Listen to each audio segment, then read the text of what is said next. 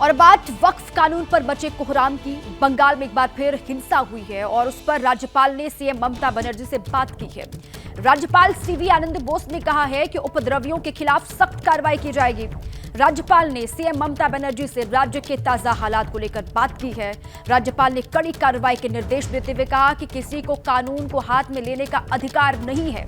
लोकतंत्र में विरोध का स्वागत है, लेकिन हिंसा का नहीं, ये उनकी ओर से कहा गया है। वक्फ कानून को लेकर बंगाल में बवाल लगातार जारी है। अलग अलग इलाकों में किस तरीके से विरोध किया जा रहा है। राज्यपाल ने सीएम ममता बनर्जी से बात की है और ताजा हालात को लेकर उनसे जानकारी हासिल की है।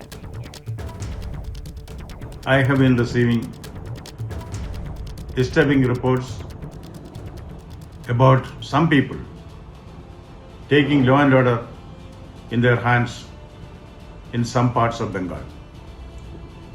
Protest is welcome under democracy, but not violence.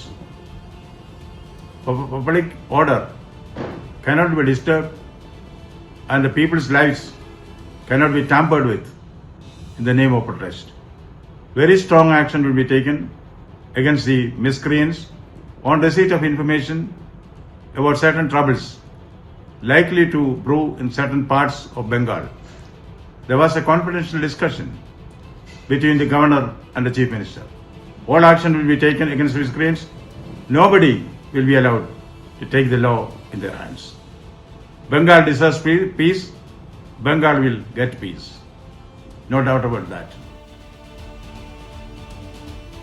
पश्चिम बंगाल में वक्फ के नाम पर बवाल लगातार जारी है। तस्वीर आपको दिखाते हैं दक्षिण 24 परगना जिले के आमतला की, जहां सैकड़ों की भीड़ ने पुलिस की गाड़ी को घेर लिया और उस पर पथराव शुरू कर दिया। गाड़ी के सारे शीशे वहां पर तोड़ डाले गए। ये तस्वीर आप देख रहे हैं। जिस इलाके में दिन दहाड़े ये सब हुआ वो डायमंड हार्बर लोकसभा क्षेत्र में आता है और जहां से ममता बनर्जी के भतीजे अभिषेक बनर्जी टीएमसी के सांसद। बवाल की एक और तस्वीर आपको हम दिखाते हैं। ये भी पश्चिम बंगाल से ही सामने आई। एक बार फिर मुर्शिदाबाद में हिंसा भड़क गई और यहां सूती इलाके में जुमे की नमाज के बाद मुस्लिम समुदाय के लोग सड़क पर उतरे बहुत बड़ी तादाद में और उत्तर और दक्षिण बंगाल को जोड़ने वाले हाईवे को जाम कर दिया गया। वहां पर मौके पर पुलिस पहुंची तो भीड़ ने पथराव पुलिस पर ही शुरू कर दिया। ऐसे में पुलिस ने भी जवाब में आंसू गैस के गोले यहां पर दागे।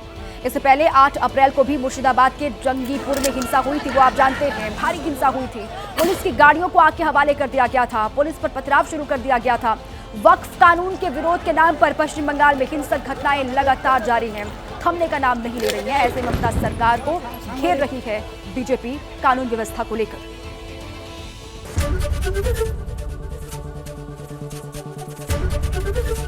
एबीपी गंगा, खबर आपकी, जुबान आपकी।